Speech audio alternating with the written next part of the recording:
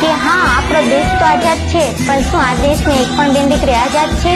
અરે નહીં. મેં ઘણા લોકોને એવું કહેતા સાંભળ્યા છે કે દીકરી છે એમને ભણાવો ગણાવો, દીકરી છે સારા સંસ્કાર આપો, દીકરી છે ટૂંકા વસ્ત્ર ના પહેરાવો, દીકરી છે એમને મુઠ્ઠીમાં રાખો.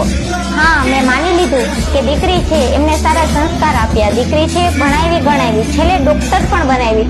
પણ જોયું ને છેલ્લે એમનું પરિણામ શું આવ્યું કે જે એક દીકરી પોતાની ફરજ નિભાવી, પોતાની ડ્યુટી પૂરી કરી અને લોકોના જીવ બચાવતી, આખરે એને ક્યાં ખબર હતી કે એમને પોતાનો જીવ આવી રીતના ગુમાવવાનો રહેશે?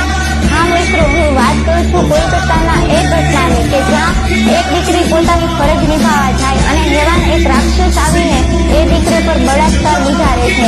એટલું જ નહીં, પણ એ દીકરીના ચહેરાને પણ ઓળખવા લાયક નથી રહેવા દેતો.